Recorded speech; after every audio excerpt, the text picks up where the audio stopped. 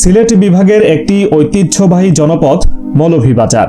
চা বাগান, নদী আর সবুজে ঘেরা এই জেলা শুধু প্রাকৃতিক সৌন্দর্যের জন্যই নয়, বরং ইতিহাসের দিক থেকেও সমৃদ্ধ। কিন্তু এই ইতিহাসের অনেক অধ্যায় আজও অজানা রয়ে গেছে। ব্রিটিশ শাসনামলে এই অঞ্চলের গুরুত্ব ছিল অনেক। চা শিল্পের বিস্তার এখান থেকেই নতুন মাত্রা পায়। দেশের অন্যতম বৃহৎ চা বাগানগুলোর বেশিরভাগই গড়ে ওঠে এই মৌলভীবাজারে।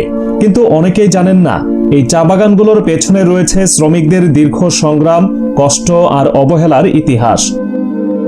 এই অঞ্চলের নামকরণ নিয়েও রয়েছে ভিন্ন মত। ধারণা করা হয়, একজন প্রভাবশালী আলেম বা মৌলভীর নামানুসারে এই এলাকার নাম হয় মৌলভীবাজার। সময়ের সাথে সাথে এটি একটি গুরুত্বপূর্ণ বাণিজ্য কেন্দ্র হিসেবে পরিচিতি পায়। ইতিহাসের আরেকটি গুরুত্বপূর্ণ দিক হল, এই অঞ্চল ছিল শিক্ষা ও সংস্কৃতির কেন্দ্র। বহু আলেম, শিক্ষাবিদ এবং সমাজসেবক এখান থেকে উঠে এসেছেন, যারা দেশের বিভিন্ন ক্ষেত্রে অবদান রেখেছেন। মৌলভীবাজার শুধু প্রাকৃতিক সম্পদেই সমৃদ্ধ নয়, বরং এর রয়েছে সামাজিক ও সাংস্কৃতিক বৈচিত্র্য। বিভিন্ন জাতিগোষ্ঠীর মানুষের বসবাস এই এলাকাকে দিয়েছে এক অনন্য পরিচয়। বর্তমান সময়ে মৌলভীবাজার একটি উন্নয়নশীল জেলা। শিক্ষা, যোগাযোগ এবং পর্যটনের দিক থেকে এটি আরও এগিয়ে যাচ্ছে।